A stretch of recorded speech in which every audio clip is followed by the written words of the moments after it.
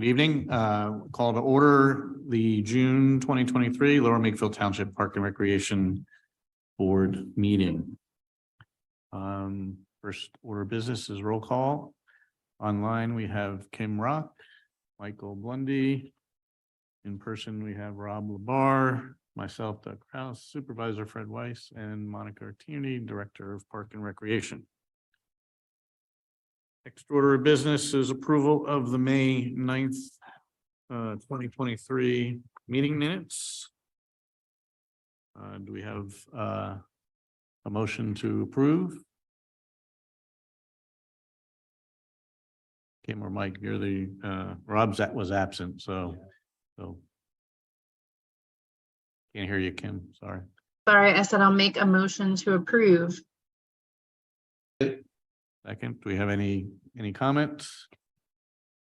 If none, call to order, approve the meeting minutes. All in favor, say aye. Aye. Aye. Mike Brody joined.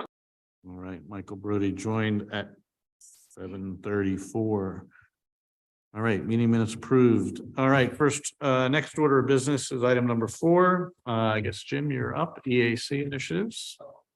Just come up to the microphone and state your name and all that good stuff, and we'll get started on your presentation. So just so you know, on the line is Kim and two Michaels, Michael Blundy and Michael Brody, virtually. So.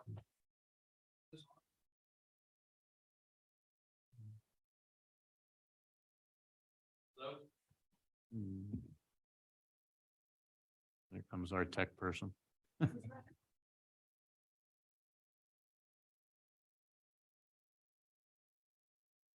Hello. Okay, that's working, obviously. My name is Jim Bray, and I'm a long-term resident of Lower Makefield Township, and I'm also a member of the Environmental Council since, well, I just took a look the other day, since mid to late 2004, so I've been around for a little while. Over the years, the EAC has always had an excellent relationship with the Parks and Rec Board, and that's the way it should be. So in talking to Monica recently, she asked if I could, stop by a meeting and just talk about some of the major projects that the EAC has worked on over the years, but that relate to what you're doing right now. So what I did, I sent Monica an EAC project list. And as you can see, it's fairly comprehensive, but this also reflects several years of work. But on this, there's, I think, 3 or 4 items that I think the Parks and Rec Board are really interested in. The first item is open space. And we were involved in actually the EAC wrote the 2009 open space plan. And the info and the guidelines we were given at the time was that to review every existing property in Lower Makefield Township, big, small, or whatever. So 3 of us, actually 2 of us took a year to actually review these properties. And we had some really talented people. Jeff Gall was one of them, and Jeff actually is the principal in Princeton Hydro, an engineering, environmental engineering firm, and Joe Sundin, who is really a computer expert. So basically, Jeff and I scoured the field, handed the information over to Joe, and he put it in a rational form. The guidelines we actually had were to distinguish properties by size, but mostly to prioritize them on the basis of ease of development. If a property basically had no impediments, then it had a very high rating because that property could lend itself for development very, very easily. So we compiled a list of these 289 properties in various categories, A1, A2, B1, et cetera, et cetera. And Jim Majewski was a big help to us at the time. He was, I think, the engineer in the township and provided us with some really valuable information about impediments on each of the properties. So anyway, this open plan was necessary because the county in 2008 passed a $87 million bond issue. And they had an apportionment technique where each of the municipalities in the county received money based upon some formula. But in order to get money, you had to have an open space plan. So that's why this plan was written. Now, the money actually from the county was used to basically purchase 3 properties: the Reagan Tract over on West Ferry Road, the Jennings Tract portion that cut in to, I guess was a river road. So there was an access to the canal that people could have that they didn't have before. And also the Hildebrand property, which is a lovely property. And that's on Big Oak Road, catty corner from the Guzikowski farm. And a portion of the money was actually used for that. So in 2008, the township also passed a $15 million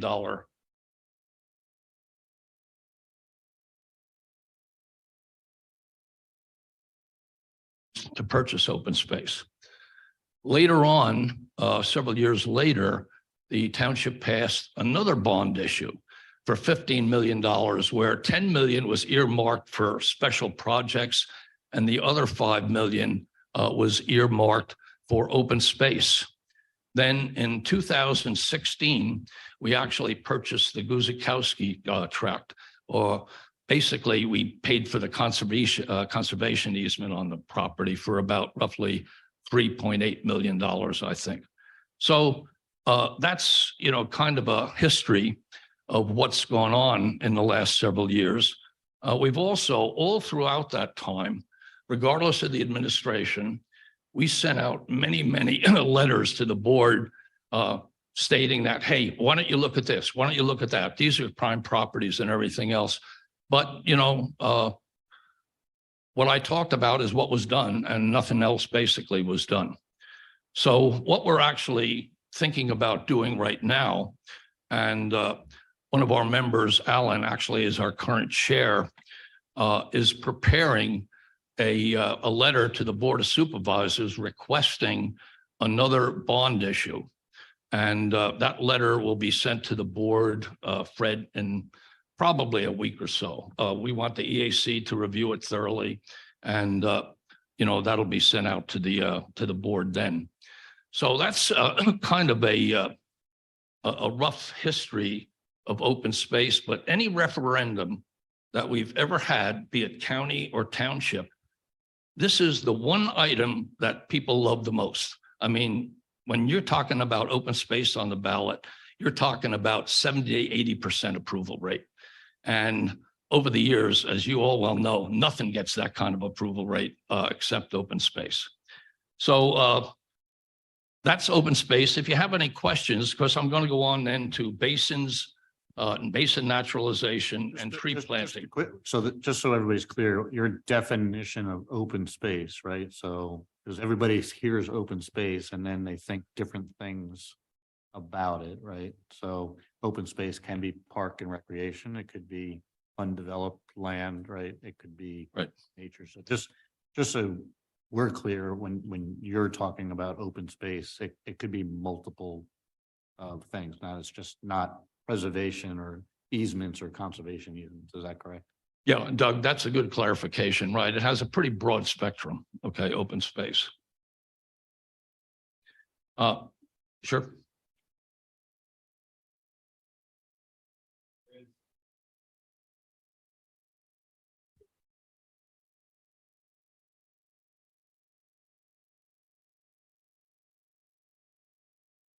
Just to discuss the open space and kind of the definition of things. So with the referendum, are you seeking certain properties? And is that part of like, when you did your spreadsheet or your value, like your priority or whatever that was with the listing of the open areas of undeveloped property in the township, was there any calculation of what that slice of property is worth or anything like that?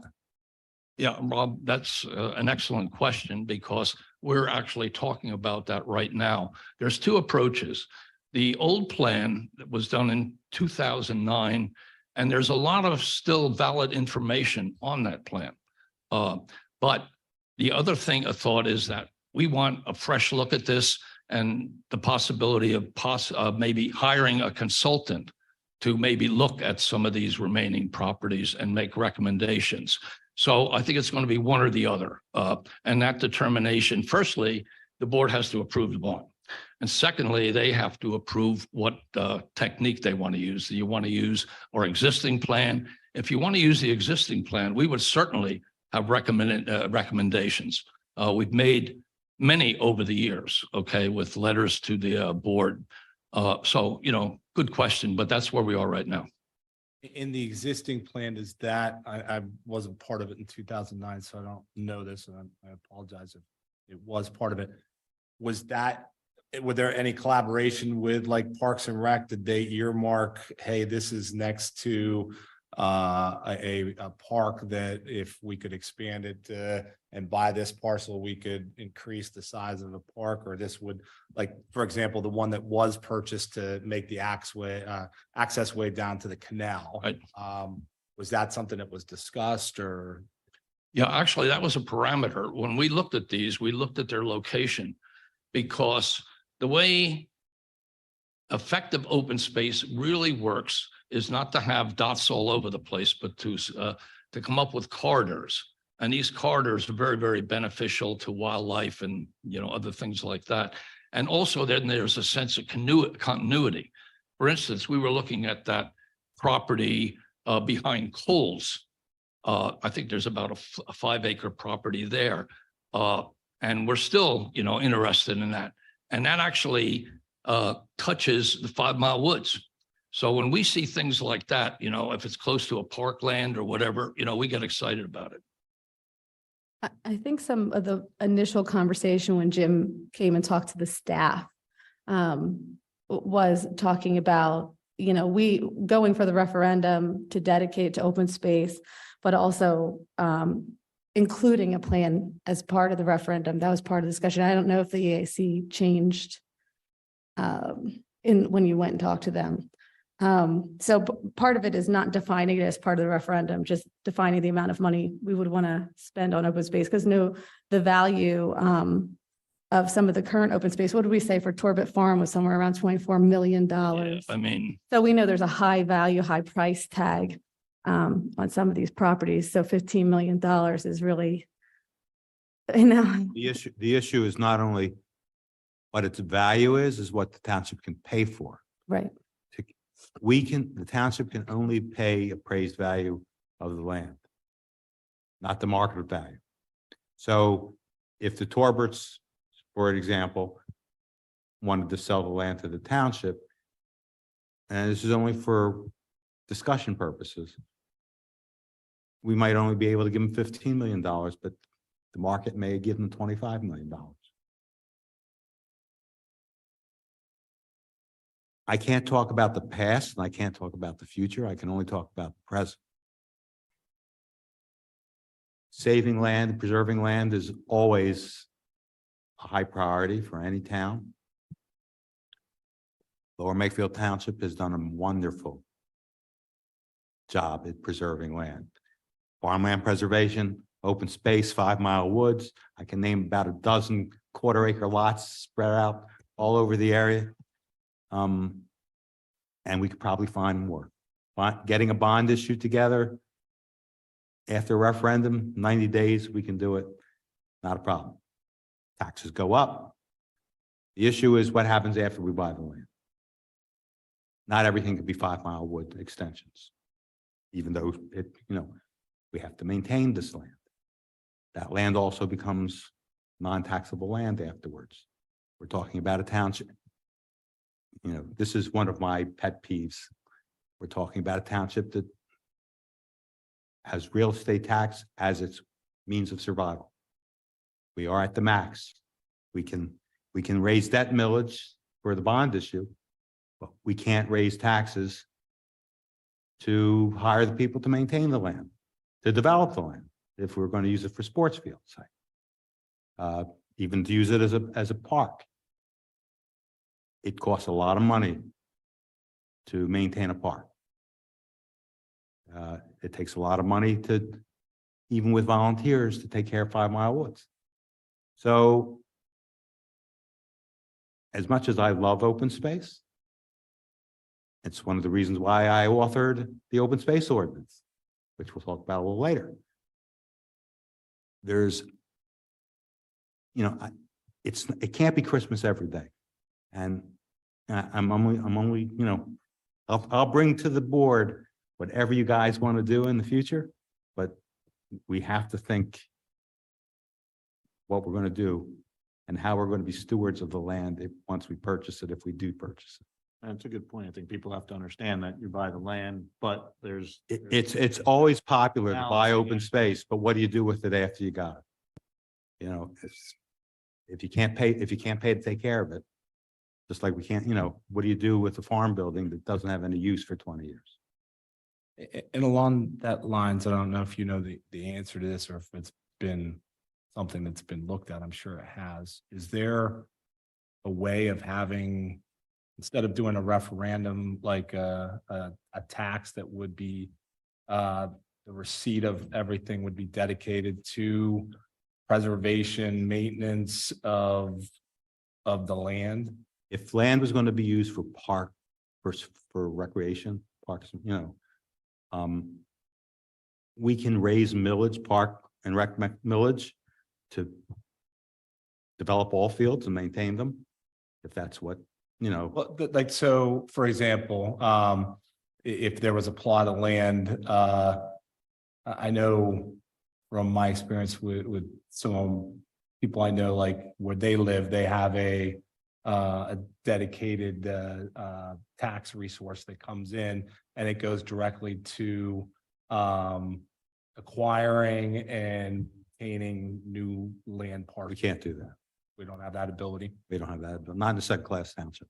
Okay, I just wanted to know. No, we can borrow the money. And one of the reasons why we haven't been buying more land is because second class townships are also limited in how much we can borrow. So before we sold the sewer system, we were up against a $50 million capitalization for Morrisville's new water treatment plant. So, that would have taken us at our limit with borrowing, with the debt load that we had at that time. So now we're basically out of debt. We have a few $1 million in debt, but compared to the tens of millions of dollars we were underwater on, we don't have that problem anymore. So yes, if there was a referendum, we could do a new bond issue, $50-60 million, and buy up every piece of developable land left in the township. It's possible. We can do that.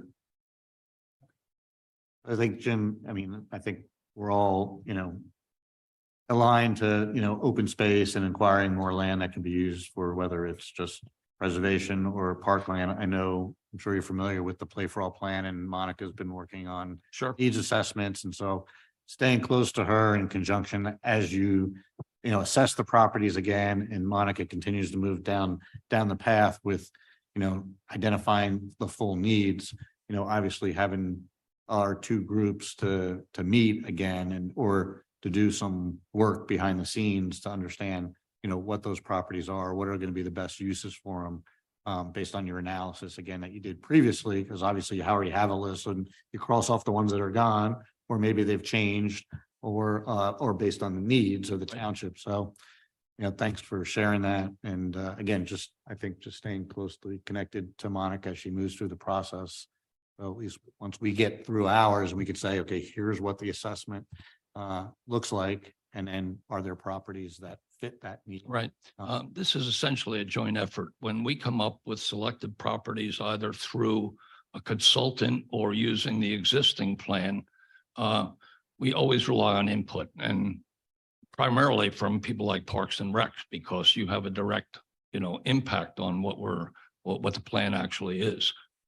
So yeah, that's where we're headed. Great. All right. Okay. The next item Monica asked me to touch on is basin naturalization. This was a plan that we actually started in 2008. The genesis is kind of interesting. I'm a Penn State master gardener, And I remember seeing some publications put out by the Agricultural Extension dealing with the basin naturalization program and the huge environmental benefits associated to naturalizing these basins. I also found through searching around a bit, a couple of townships in Pennsylvania that actually were doing this with really good results. So in 2008, with the existing board, we asked them to set up a public meeting where we could discuss this because this is a touchy subject. People look at basins with meadow grass growing, and I think it's beautiful. Other people think, oh, it's a home for rattlesnakes, and I mean, it just goes on and on. So in 2008, we had this meeting, and there were about 30 or 40 people at the meeting, and we laid out the program in detail and the benefits associated to it. And I would say about 70% of the people thought it was a pretty good idea. The other 30, they had reservations, and reservations like, oh, insects, animals are going to be there, this sort of thing. And so the approach we took with the board at the time is we selected about 8 or 10 basins to naturalize initially. And by naturalizing, basically what we mean is you let them grow into a meadow configuration. But that tends to look weedy. So what you also do is you do a couple of passes around the meadow. So when you look at it from the road, it looks like a natural formation. It's almost like a picture being framed. It's a very, very positive, I think, a beautiful, look when you see these basins. So anyway, we selected about 8 or 10 of these. And then we had a private talk, and I was talking to the administrator said to me at the time, okay, Jim, what happens if people complain? And I said, well, if a 1 or 2 people complain, I said, I don't think it's a big deal. But if several people complain, we just take it out of the program because we've got an opportunity here of 160 basins. And why hit your head against the wall? If somebody, a bunch of citizens don't want one, well, we'll just pass on to that. And that's actually what we did. That was the approach we took. And by 2018, Lower Makefield Township has 153 open space areas and basins. I think roughly about maybe 120 of those are basins. And by 2018, the naturalization program was making Lower Makefield Township about $60,000 a year. And this was because of less fuel, less, mowing hours, a whole bunch of stuff like that. And then what happened, there was, for several years, there was a different flow of managers. And somehow during that flow, we had like 3 or 4 different managers in, several years. And somehow the program was curtailed in many, many of the basins. We still don't know the exact reason for that. But Initially, you said it was 8 to 10, but no, that was in 2008. Right. Okay. How many, and you're in the because you said there's $60,000 of savings. So Okay, well, let me, 120 basins. I was just curious. all Like right. of the Initially, we 120, started 70% are this natural. right. Awesome. Initially, we started with 8. And then every year we had a trip, we called it the basin trip, with the head of maintenance, the township manager, and an EAC representative. And we would go and select new basins to put in the program. And this was important because when you had that kind of input, somebody might say, look, skip this one. This is not a good choice or candidate for this specific reason. So we did that every year. And then what we actually did, we prepared this sheet, and they still are using this sheet right now. And this lists by location, area in the township, every single basin, and the mowing regimen for that specific basin. So we had recently a meeting with some township officials. Derek Fuller, our new maintenance director, was there. The township manager, Monica, was there. Jim Majewski. And Derek right now is going to take another look at these. On a theoretical basis, he thinks it's a good idea, but he doesn't know how practical it'll be for all the basins. So he's going to take a look at that and then, get back to us after a while. So that's basically where, that program is today. An interesting thing about that program, though, is several years ago, about 5 or 6 years ago, we received a $200,000 grant to remediate 4 basins up in the northern end of the township. I mean, this is the super duper job, where soup to nuts, no holds barred. In other words, if you were kind of a landscape engineer and you said, well, what would be the ideal basin? Well, that's what they did to 4 of these. And the only reason that we received that grant money is because they knew about our basin naturalization program. So anyway, it's in a state of flux right now, and hopefully in the future, we're going to get it moving again. Just to give you an example of like a really that is naturalized is Memorial Park. There are a series of naturalized basins, little basins. They're beautiful. Monica, your mic. So just to repeat that, an example of very well-kept basins are at Memorial Park. You don't even know they're basins. They're beautiful. I think they're cattails and reeds, and it's just so pretty. Maybe on our next, Next to the pickleball courts. maybe, I know that one's there. Yeah. Maybe next, like on our next tour, right in August, Mm. 1 or 2, so at least the board is aware of, what one of these looks like, which is a basin that's not Sure. naturalized. Just so the board, because, or you can send Monica like, hey, go look at this one, and here's one that's not naturalized, and, we can compare at our leisure. We can go out and Sure. check it out. Well, the basin Monica is talking about is our poster child, and we have some really, really beautiful images of that because there's some native flowers that have grown up in it, like rudbeckia and other things like that. And it's a real nice view when you get into the Memorial Park. Okay, it kind of softens the entrance into the park. It's really turned out very well. Mhm. And then Was next to the. that part of the $200,000 grant, or was No, that separate? that's one we actually naturalized, here in Lower Makefield Township. The others are up Lindenhurst Road almost at the boundary of what Newtown Township is up there, I guess. Yes, further up. And the community center basin is naturalized too. The one to the right of the community center. That's a nice one. Yep. Just as an aside, I don't know if you've ever been up to Pennswood Village, but that's a home for people with I guess I don't even know if they have disabilities or not, but it's a home. I want to say not for old folks. That's really a poor terminology. But anyway, it's run by the Quakers, and the Quakers generally, have decent money in their pocket. It's an order that is not looking for their next buck. So what they have done up there is absolutely amazing.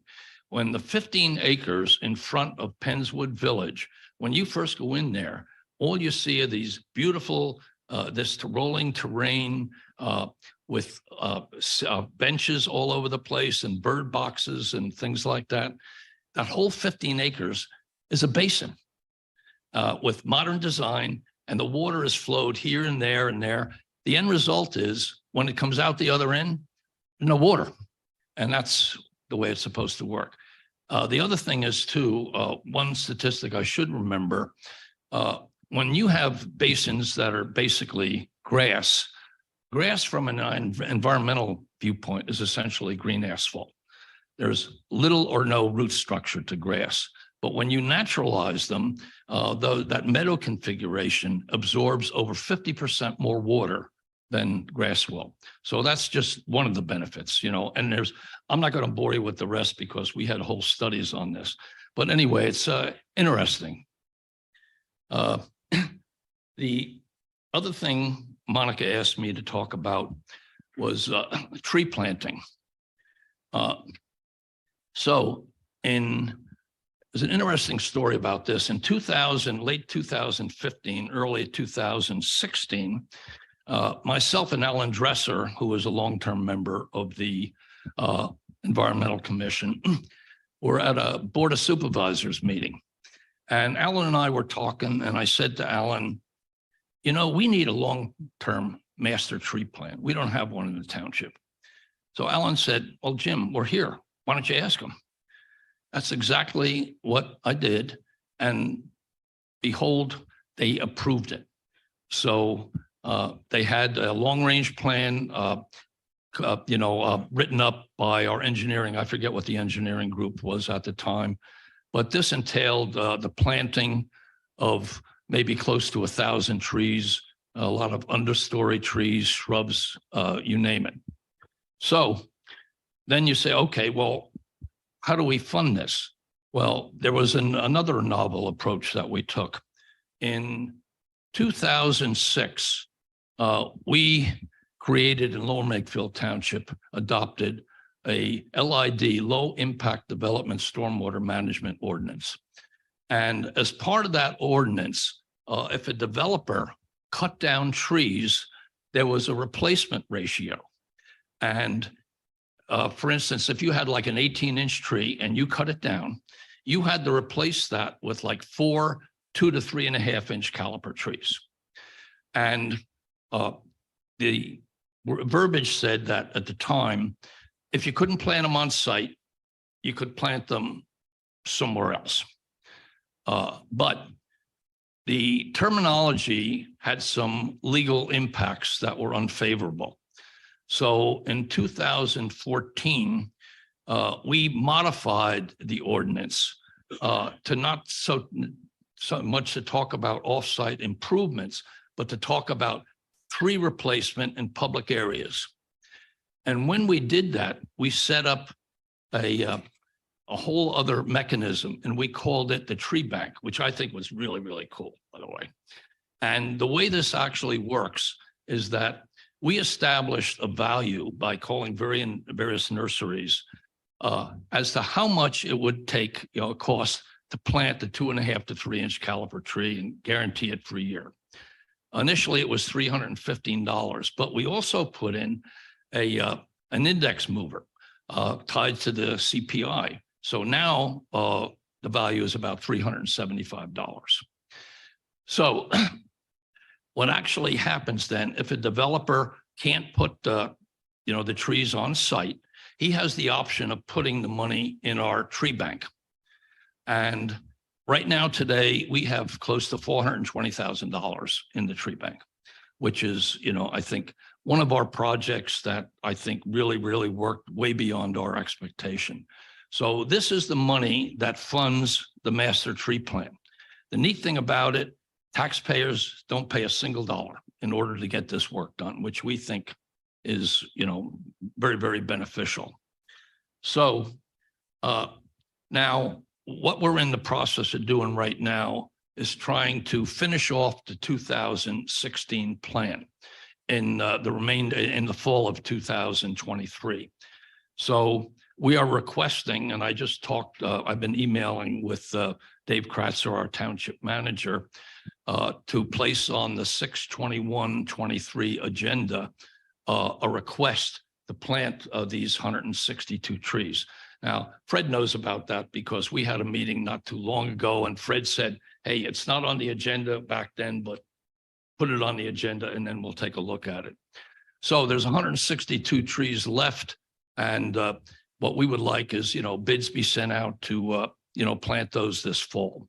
And we noted the location, area, and species and that sort of information. Yeah.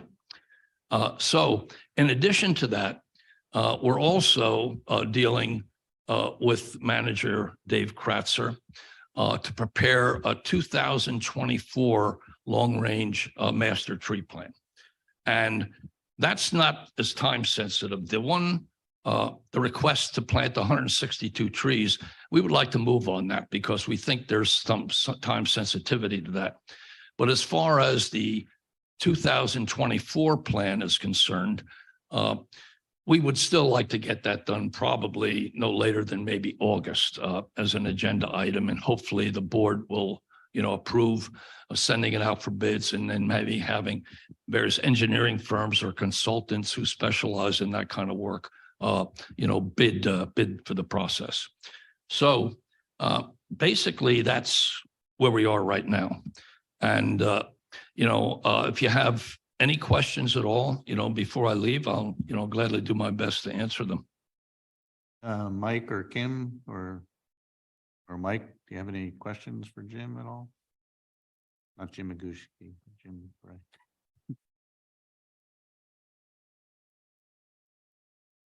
Trees, but originally about the open space.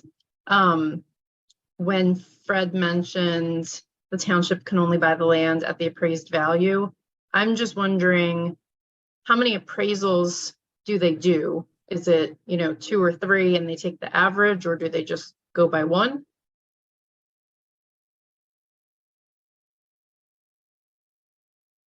Technically, the board can take as many appraisals as they want, but from what my experience is, it's one appraisal. And who picks the appraiser?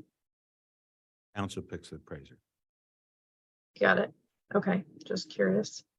It's usually done through the solicitor's office in conjunction with the manager. The board of supervisors doesn't really deal with that until they get the answer. The only reason I ask is just because I have seen appraisals vastly vary between one appraiser to another. So I feel like the best way to determine the appraised value is to do at least 2, if not 3, and then average them. Yeah, it depends on use. Supervisor McCartney is an appraiser, and it's kind of nice to have experts on the board that can give more insight. So, the last appraisal that we did was on a plot of land that, if it was developed, would be worth one thing, non-developed would be worth another thing, without condemning the land. And going through, that process, many landowners want the market value if they want to sell their land. So, Sure. There's a lot of variables that go into purchasing open space for us. It can become a long process if we have to condemn the land, if that's what the township wants. There's just nothing can be done quickly. We can raise money if somebody wants to sell a plot of land at a certain price. But it's a lot. It's not a real quick process, especially with large plots. An acre here, an acre there is one thing. Adding 5 acres to 5 Mile Woods is not really a heavy lift for the township, because it's it would become preserved natural land. Wouldn't have any use other than the fact that it's a greener township. If we could put trails back there, great, but I think some of that is wetland. So I don't know how much we could use that other than as a natural open space. But that's conversation at a different day. Thank you. All right, there's one other thing I'd like to add to, before I leave, is that we had 2 really large, significant plantings in the last several years, and there was a wonderful collaboration between the Environmental Council and Parks and Rec. These were not huge trees, so they lend itself to volunteer planting. And on the Kiowa field, right across the way, I think we put in maybe 50 or 60 trees and maybe 40 or 50 shrubs. And Monica rounded up the troops. We don't have access to that, but she does. And the same thing happened with the Patterson Farm. Projects like this are really, really important because there's a new bond that's created in the community. When you get people, to buy in and do this kind of work, I think their attitude towards the community is very, very positive. And one of the requirements we're talking about in the 2024 plans is to have several plantings that are going to require a volunteer. Because I think, again, it worked out beautifully before. And my attitude is that if it works once, it can work twice, it can work 3 times. So we're just going to keep at it. And Monica really gave us a great deal of assistance because, you know, I don't know where she got all these people, but boy, they came out and they really did a good job. So. You have one question on, Thanks, Jim. the- I just wanted to thank him. That was nice. You're welcome. On the trees by the tennis courts or pickleball courts, just curious, you know, as we get to fall, like the leaves, needles and things fall and winds tend to blow everything onto the courts. So I don't know, as you take that into consideration, obviously there's not a map, so I don't know Right. where everything's planted, but you know, it says shade trees and there's leaves and I know that everybody gets out there and all of a sudden there's kind of material on the, make complicated to play or clean up. So as you decide where and what plants and trees to put in there, I just asked to take that.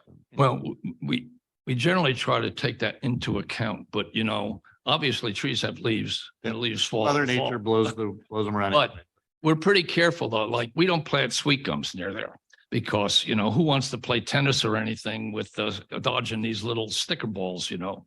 So we're pretty careful, even with the street trees we put in. There's certain trees, all trees I think are beautiful in their own right. But, you know, when people say, oh, it's a native tree, you just plant it. All plants are site specific. So you got to put it in the right place. And you put it in the right place, it's beautiful and you don't have any problems. So. You have a question? I know. Yeah, sure. Yeah, why take care of it now? Why now? As long as it's pertaining to Jim's. Well,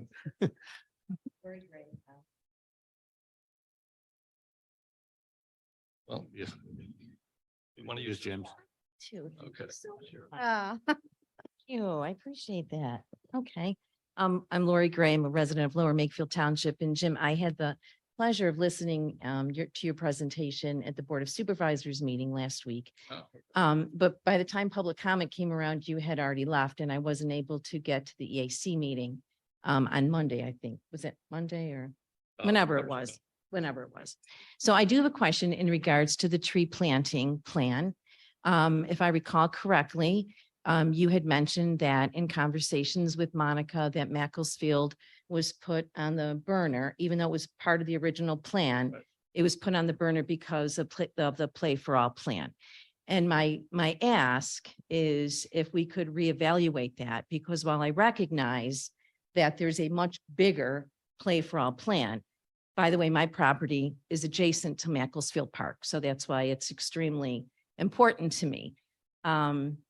There is still opportunity even today for additional buffers. I mean, trees are the most beautiful natural buffer for lights, for sound.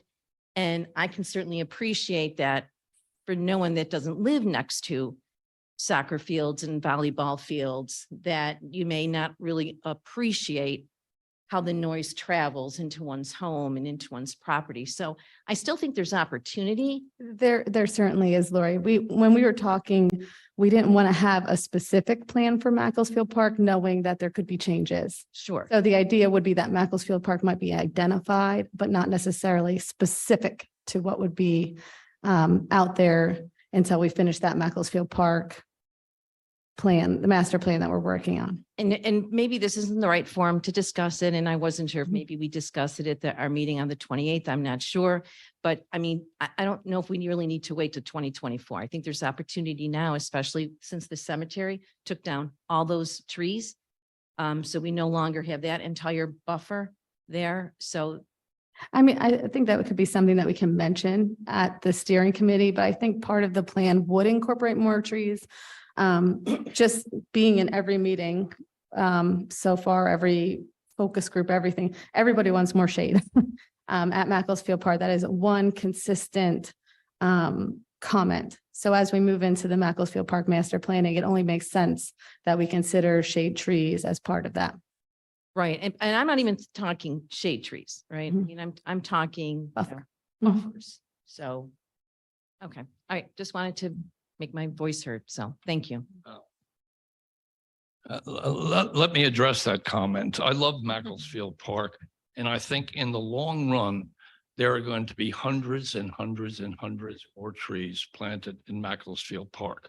And what you're going to have a combination of shade trees, flowering understory trees, shrubs, you name it. It's a fertile ground. There's a lot of opportunity down there. But right now it's just on hold for a little while. And then in the future, I think you're going to see some really, really significant plantings in that area.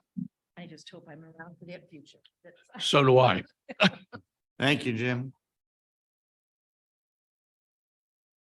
All right, next order of business. Thank you, everybody, by the way, for the invitation, and you all enjoy the rest of the evening, okay? Thank you Thanks, very Jim. I much. really Thanks for all appreciate your it. hard work.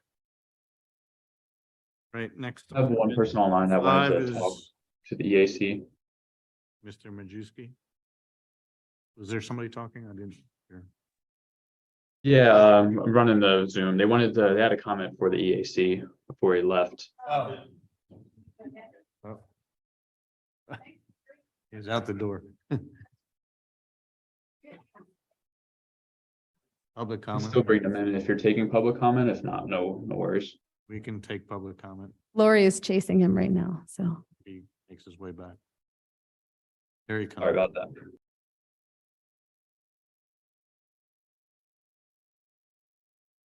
All right, somebody on the line has a question for you, Jim.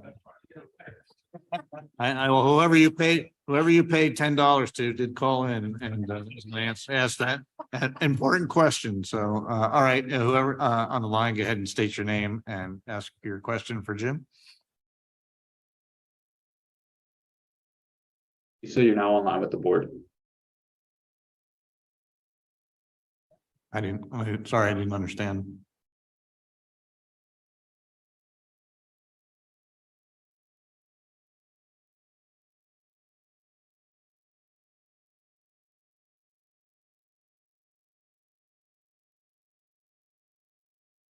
It looks like Lisa's there. Oh, yes. Okay. Hi, Lisa. Lisa, you're live with the board now. Hello? Good evening. State your name. Yes. Okay. Yep. Lisa Tenney, 156 Pinnacle Circle. Good evening, Lisa. What's your question? Oh, I'm calling public comment. Right, go ahead. Is that okay? So again, I'd like to support any suggestions of the Environmental Advisor Committee.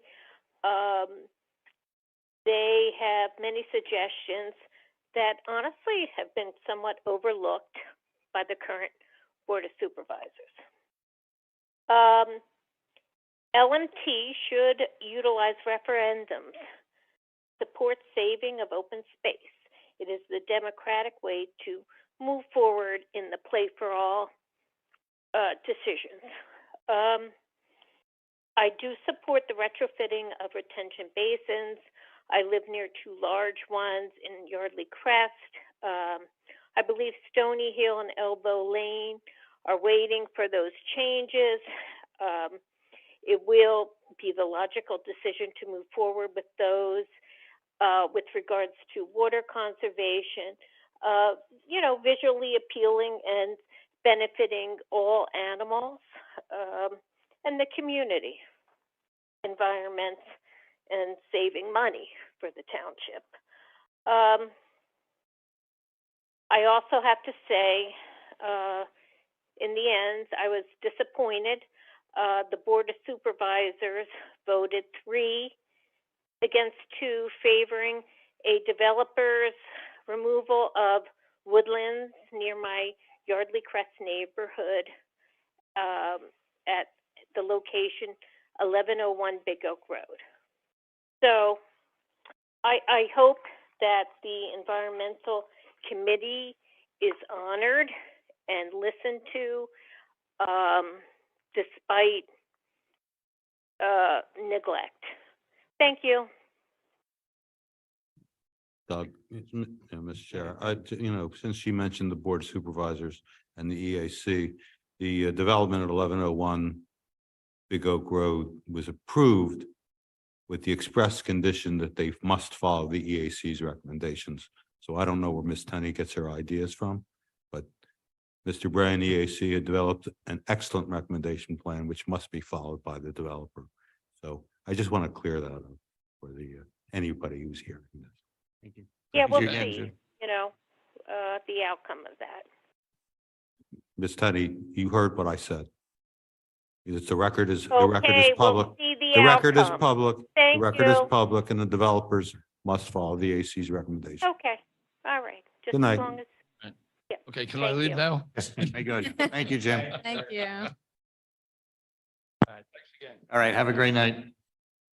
Mr. Majewski, the floor is yours. Item number 5, the update on the open space ordinance. Thank you, Jim, for coming tonight. Got to turn your We on. can't hear So you. Oh, there you go. now I'm bright and bushy tail. You may recall that we discussed last year having the open space ordinance and how we would mandate that developers, as part of the development process, reserve 25% minimum of the acreage as open space. And we had in the ordinance a sliding scale where they could go to smaller lot sizes based on an increase in the amount of open space dedicated. And since that time, we've made a few tweaks to that ordinance, and I'll just run through that real briefly for you. I know one of the things that someone asked earlier was, what's the definition of open space? And I know for the purpose of our ordinance, we basically, I'll share my screen, have the following definition of open space. That's an area of land or of water or a combination of land and water within a development site designed and intended for the use or enjoyment of residents, not including streets, parking areas, areas set aside for facilities such as detention and retention basins. Open space can include resource protected land, but shall not include land occupied by commercial, industrial, residential, or other non-recreational uses. Land reserved for future parking areas for non-recreational uses, stormwater management facilities, wastewater management facilities, and or the lots or yards of dwelling units. And open space shall not be leftover areas, remnants of land remaining after lotting out, or other unusable areas, such as environmentally damaged or unremediated land or landfills. And the area in red that you see on the screen was just the one change that was made. But open space can include recreational land. It can include woods. It can be farms. It can be open fields. Anything that what people would normally consider to be open space is included in that definition.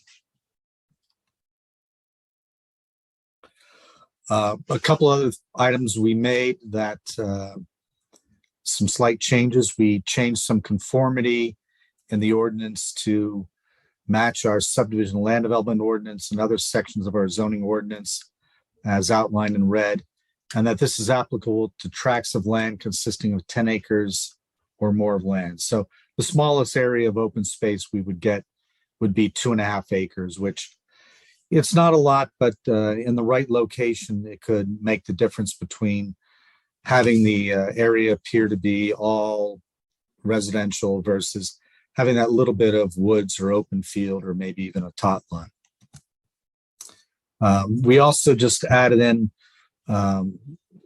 some calculations that made it a little bit easier for a developer to go through how they calculate it out. And you'll see the same changes throughout every zoning district that we had. But one of the bottom line items that they did come up with at the Planning Commission was that developers can't get any more lots to the cluster option as they could without the cluster option. And that was like a long source of discussion at the Planning Commission. I know originally we had it written out that we would try to incentivize developers to do the maximum they could to create open space, but the Planning Commission felt that having no additional lots would be more beneficial, and that's what is currently advertised. So if you look at a map of our northern end of the township with the farmland preservation land that we've preserved, it's a similar concept that we have there. Hold on a second. Where you'll see a lot of open space in the northern end of the township, and that land is spread throughout the northern end. You see the houses are clustered on smaller lots with adjacent open space next to it, and it balances out. This is a 50% option under farmland preservation, but you can see all the tracts of land, the developments that are just houses with next to them large areas of open space all around. So that's basically the essence of the open space ordinance. I know we recently had plans submitted for the Torbert Farm. I know that was one that currently the developer has it planned to lot out the entire development. It's going to be 78 homes with 2 areas of detention basins. So there's really no open space located within the development. Under the cluster ordinance, 25% of this would be open land. So you could have open land preserved along Creamery Road, along Yardley Newtown, along I-95 in some configuration, maybe even a park somewhere in the middle.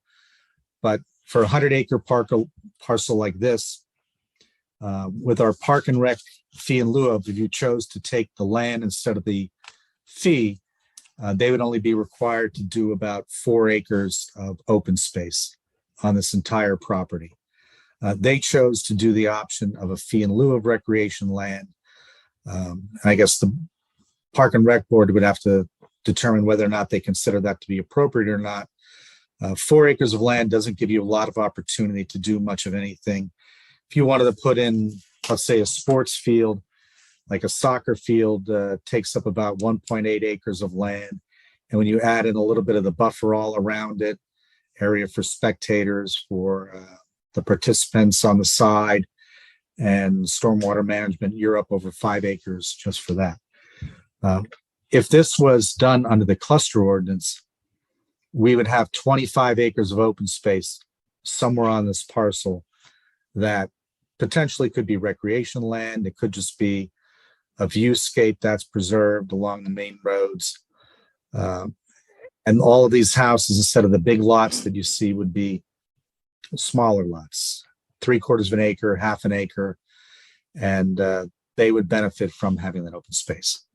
So I'll open it up to see if anyone has any questions on that.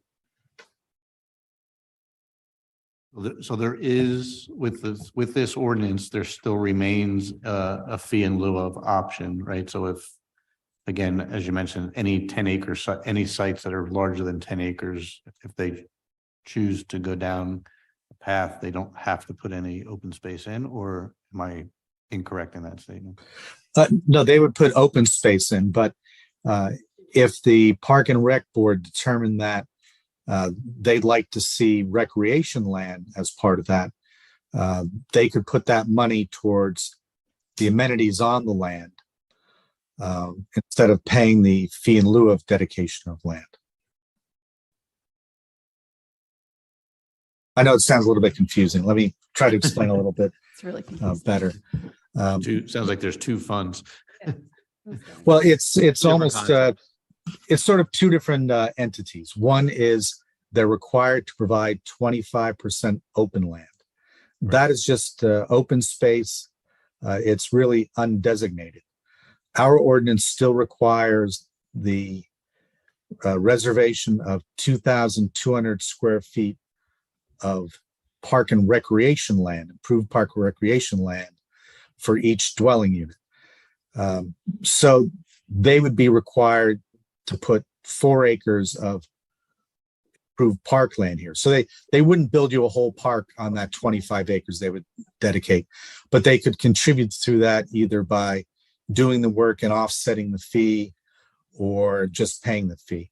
Most likely, I would imagine most people will pay the fee unless they want a specific amenity for the community, like a tot lot or pickleball courts, or something they feel would be a good selling point for their community. I'm just trying to understand this still. So the fee is instead of the 2,200 square feet per lot, but it is not instead of the 25% open space? Correct. Okay. So essentially you get the 25% open space plus them either doing a 4-acre tot lot or something like that, or paying a fee instead of doing the work themselves. Exactly. Got it. Okay. So in the case of the development you just said, they're not providing in that drawings or development plan. When I watched the meeting yesterday, they just said they were going to pay the fee, but they had not set aside any acreage at all at 25%. Is that correct? That is correct. They submitted their plan before the township was able to decide on the final form of the open space easement to have it advertised. So they are basically grandfathered in that the plan that they had submitted potentially could be built, although the developer is willing to negotiate that with the Board of Supervisors. Understood. For us, just so we know, then, so that ordinance is now advertised, and then what's the next steps? Then is it then? What's the next steps to be making it become law per se? The Board of Supervisors authorized advertisement. It was sent to the Bucks County Planning Commission. They are allotted 30 days in which to review the proposed ordinance. They reviewed the prior ordinance, and they had one or two little minor comments, but they were perfectly fine with the ordinance as had previously been presented. So they'll come back with similar suggestions. They may find a minor little tweak that might have to be made. During that time frame, our solicitor will have the ordinance advertised in the paper. There are time constraints in that it can't be advertised less than 7 days prior to the meeting, and I think not more than 30 days. So since the board will consider this at the July 19th meeting, I don't think it's been advertised just yet, but it will be as soon as we're within the time frame that's mandated by the municipality's planning code. Now, if the 25% did not exist prior to this, and that's how they're getting grandfathered in, then the other neighborhoods that you're talking about in the north end of the township that have what looks like 25%, that was just voluntary at that time? Yes, there was an alternative. Either you could lot out the land with 1 acre lots up in that northern area of town, which is the R1 zoning district. And basically you weren't required to provide any open space unless you provided recreation land, improved recreation land.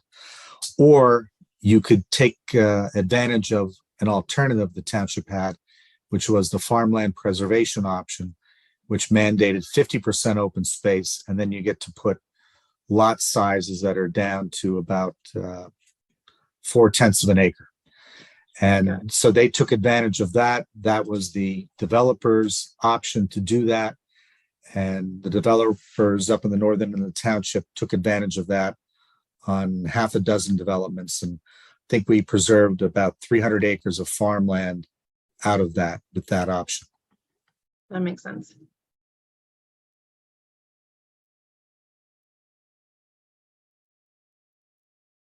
Anybody else have any questions for Jim?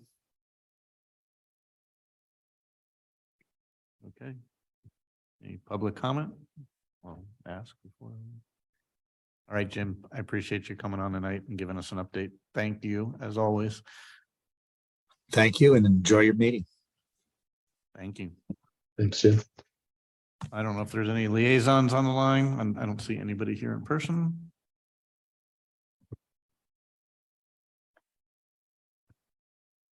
None. Okay, Monica, turn it over to you. Getting in the home stretch. I'm just going to share my screen again. I might go a little out of order.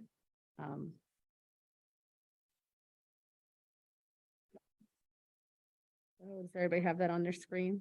Yep. I didn't update the date on the front. The first thing I'm coming to you today with, made an amendment yesterday to the agenda. I emailed it out to you about this Heacock tot lot, recognizing that we're not going to meet in July or August because we'll have the road tour. I wanted to make sure that I brought this before you, so you kind of at least can agree on a concept before I move forward. All these concepts are under the $100,000 that we have set aside to improve this tot lot. So we should be good financially. And the quotes I have aren't quite right quite yet, because after reviewing these, I recognize that we probably need a bigger swing set. And with the bigger swing set, there's a little bit more expense that we don't have that finalized cost item. So we have two different options. Our staff have a preference, but maybe you do too. And I'd like to hear what the board's ideas are before I share staff ideas. So we have the Heacock tot lot option 1, which is the natural option. This option is a little bit more expensive, has a little bit more amenities. So we had someone from Landscape Structures come out, take a look at our site and size it up based on what we have. And these are the kind of concepts he came up with.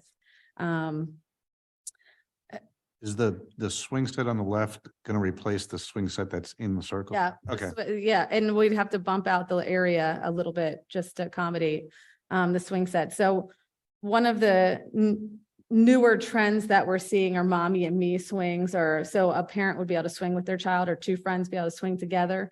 So we wanted to make sure to incorporate mommy and me swing. So we'll probably have a standard swing, some sort of ADA requirement swing, and a toddler swing also. So we would just want to expand it so we would have the options. So this option here, you have the 2 slides to climb up. The natural, we have some textural type elements to it. Some play item is on the side. We're looking at the younger ages, kind of the under 7 age group for these tot lots. So just so you know kind of where we're looking.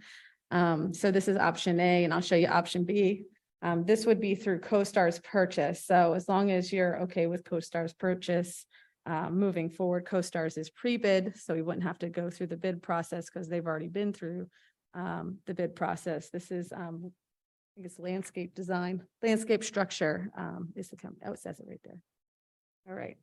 And then the other one is more of a community feel, a little less opportunity because these structures are a little bigger, takes up more room, and you have to leave so much room around it. We're looking at the fire. There's a fire or a police option, but kind of cool community feel. So we have these 2 options. Everything would be police and fire. The little wobble boards would be police or fire. The same thing with the extended swing set. We would be extending the swing set that you see on the right, and having the friends swing on it too. So, I mean, I guess right now we're up to discussion, and if you have a preference, then I'll start heading that direction. The first one here is around, without the additional swing set, $70,000. Our staff are doing the uninstall and field and prep, and then everything else will happen from Landscape Structures.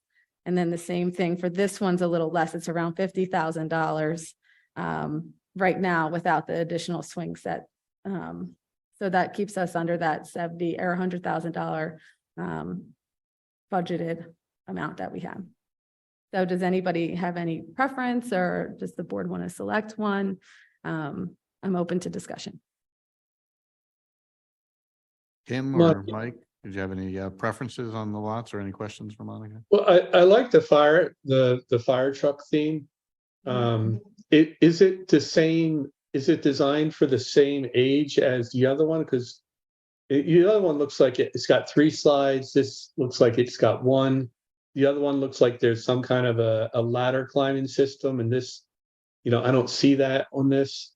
So are they? Yeah, both? they're both the same age group. And you're right. On the first one, there's a lot more to it. There's a lot more to do. This is more pretend, imagination. The other one is a lot more physical.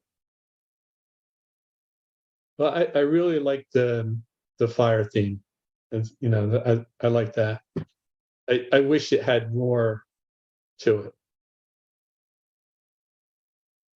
I don't know if they could add a slide or if they could add a ladder. That was the constraint of the space with this particular piece. You have to have so much space around it for the design. So what comes in this structure kind of comes in it unless we can expand the footprint. We really don't have much room to do that. Monica, is this over by Makefield Glen? Is that park there? Yes, then you're the pickleball courts. Oh, near the pickleball court. It's So not the one right on. It's on Cardinal, right next to the tennis court. Yeah, this is the one that currently just has the old metal, like McDonald's things, right? The Mhm. rockers, yeah. They're around 20, 25. There's like three, plus years there's old. like three things there. It's Mhm. Cardinal. There's one at the, So it's close to your house. Part of- If you went out your neighborhood and turned right on Cardinal, right down on the left. You get out your neighborhood, make a left and make your right where it says tennis courts on Cardinal. right. But there's another park towards like the fire department, smaller one. Yeah, that's not this, no. So maybe the fire department one would be, Well, that's why, More- that's why I more thought pro- the fire more department would be relevant. appropriate since it's right near there, but I Do the couldn't fire figure out where. maybe then we replace that one. That's what we do, maybe we think about it that. I way. prefer the nature one. That was my vote. Wasn't aware of any costs, but that one hasn't been upgraded in a while, so I thought nature one seemed to be a nice addition over there. Do you have a feeling, Rob?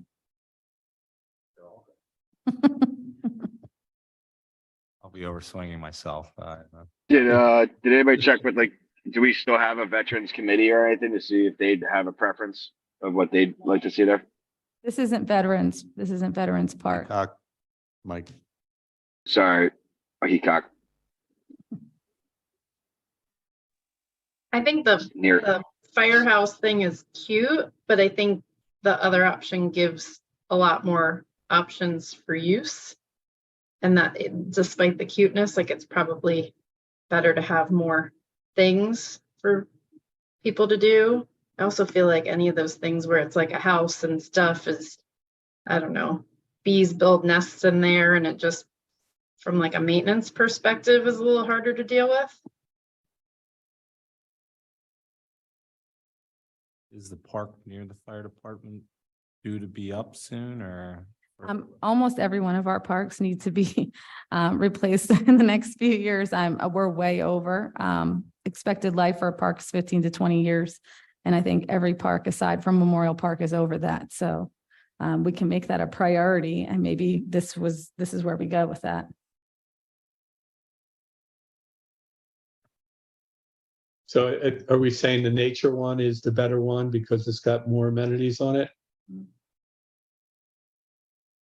I mean, it's So got I'll it's tell got you the the Park and Rec staff feedback is the nature one does have more amenity.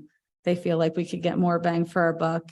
Originally, everybody liked the firehouse. We had some concerns that, maybe teenagers might use that as a hideout or, maybe it'd be a little harder maintenance. So, we ran some of those things by it too, but that could happen at any park. it seems the circular design fits better in that space. I guess the other one would fit as well.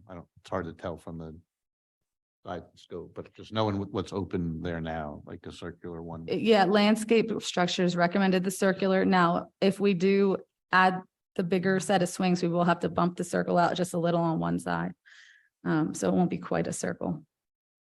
We plan to put a bathroom in No. there. Porta john. I think the nature one just makes more sense for the space and for the additional activities. And even though the firehouse is cute, I just don't think it provides as much opportunity. Okay. Right. Do we want to go in one direction or are we all nature at this point? You need us to vote or no? You can make a motion to move forward with the nature design. And then what we can do is as I get the price quotes and get a little more solid, I can move forward to the Board of Supervisors with the financials and all that. Somebody wants to make a motion on this project? I'll make a motion to move forward with the nature design. I would second that.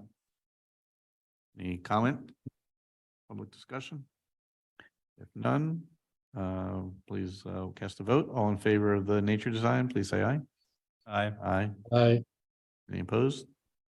None? Motion approved to proceed with the nature themed playground at Heacock Top, Okay. better known as option A. So I wanted to talk a little bit about art in the park.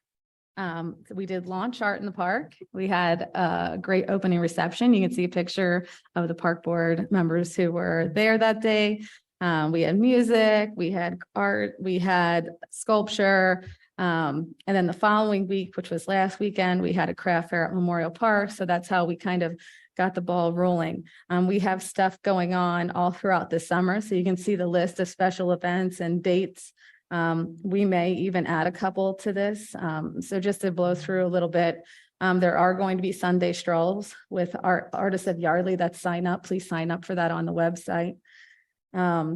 We are going to also have a series of reading in the park at Memorial Park next to the mommy sculpture.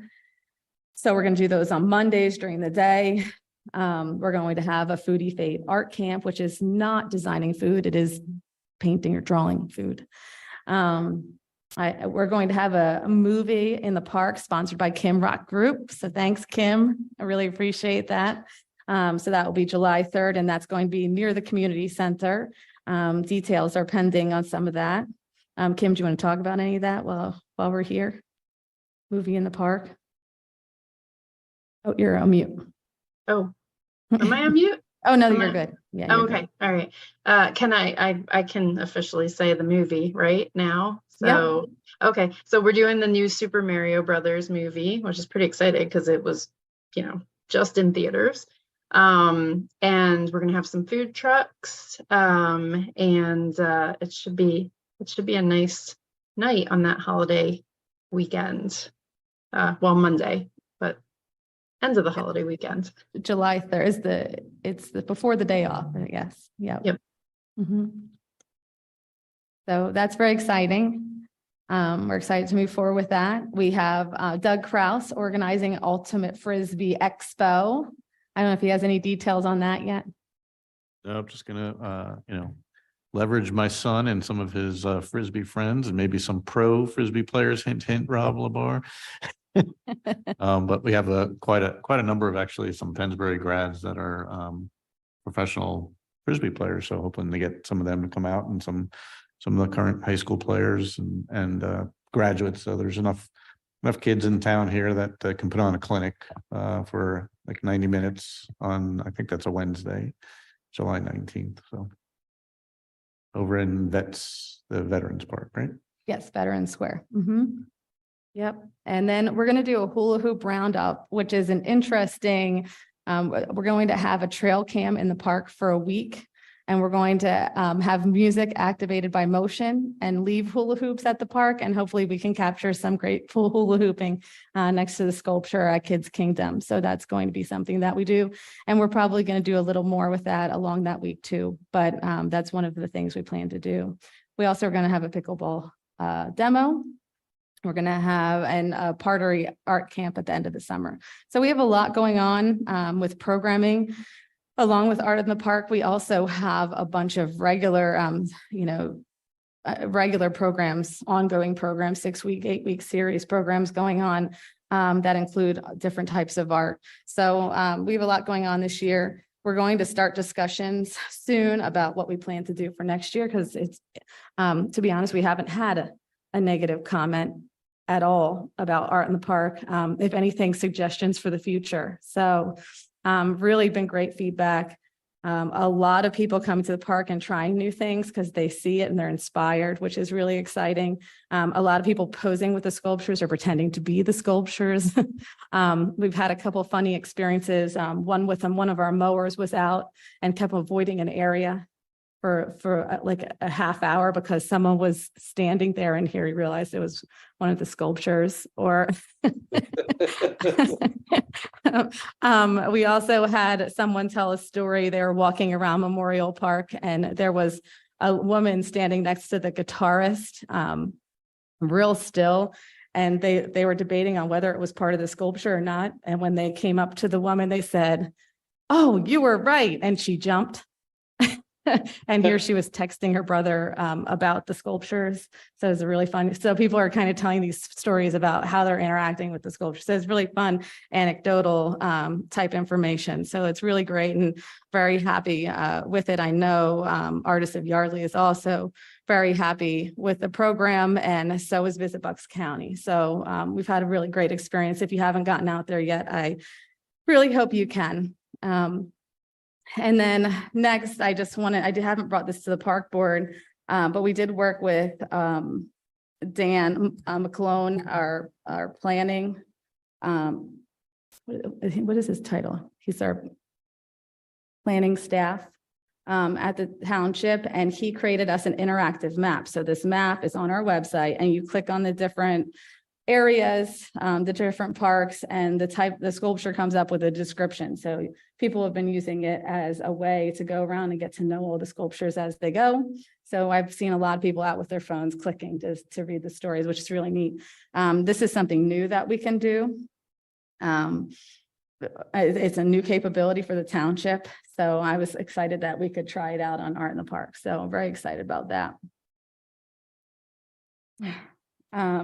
And moving on to Veterans Square, a few meetings ago, the Board of Supervisors approved producing formal drawings and cost estimate for Veterans Square.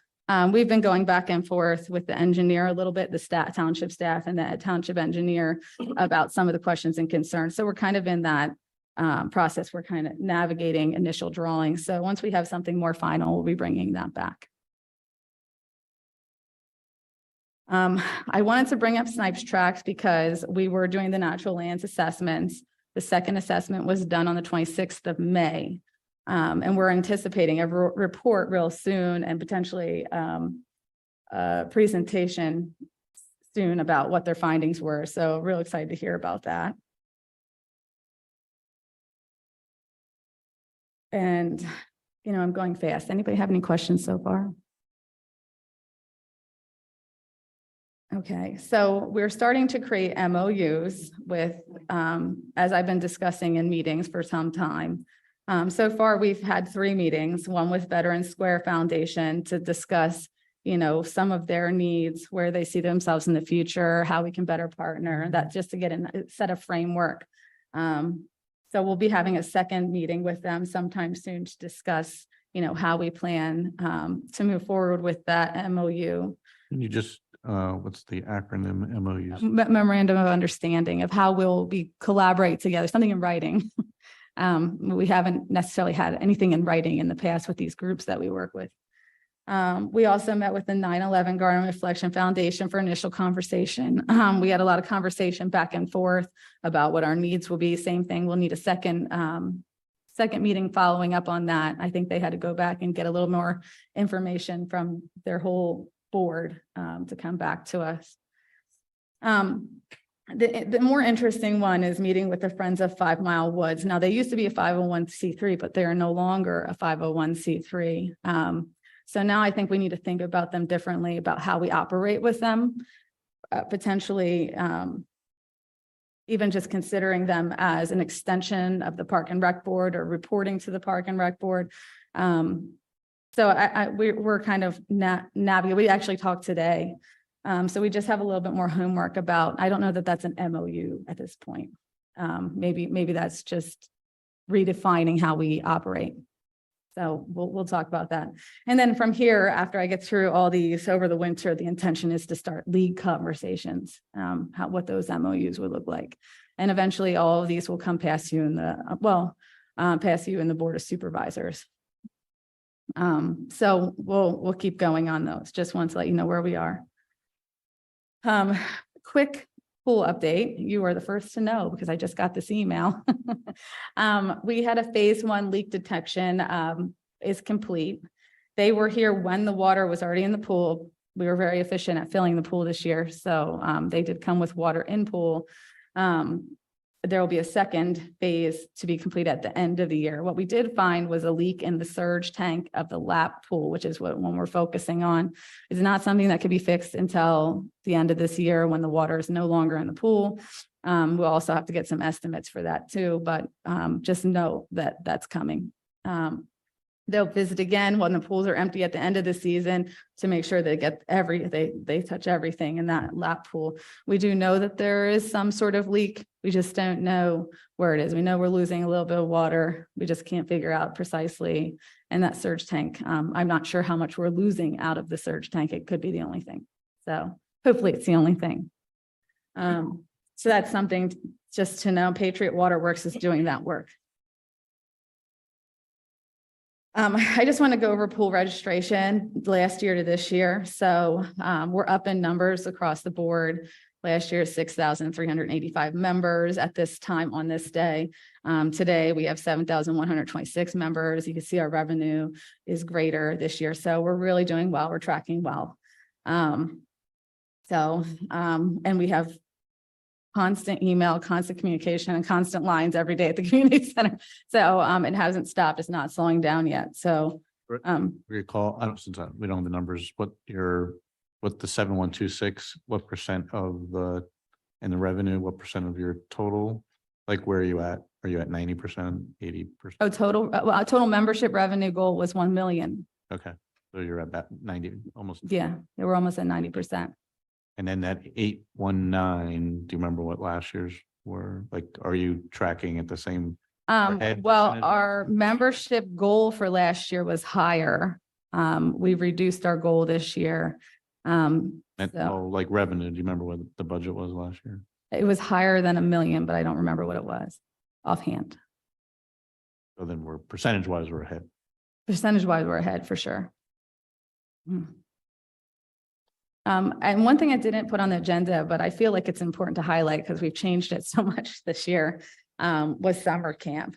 So I gave average weekly summer camp registration. So you can see average weekly summer camp registration in 2022 was 70 and 14 total of 84 for both camps. This year we bumped it up to 134 with the use of Edgewood. And you can see our revenues, how much they've grown because of the ability to expand camp. We have a lot of great trips planned this year.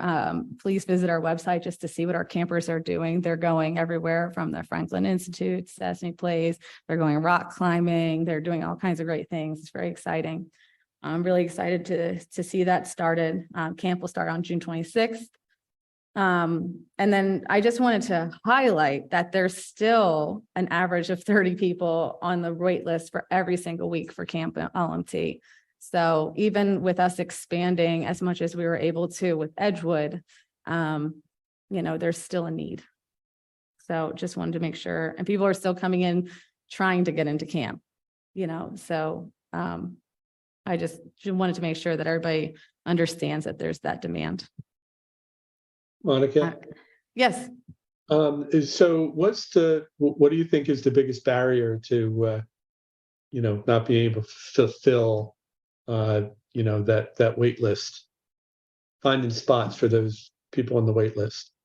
Space. Space. We don't have enough room. So is it indoor space or? Well, we need to have, while we try to spend as much time outside, we always need a place to go in the event of a storm. and we don't have that now. So without having that space, it's really key to growth. Okay.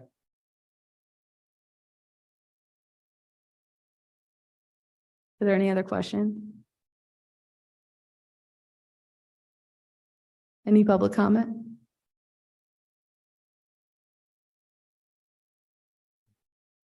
None? Does somebody want to make a motion to adjourn? We'll make a motion to adjourn. Second. Here's a second from Michael Brody. All in favor, thank you. Thank you. I'll see you in August.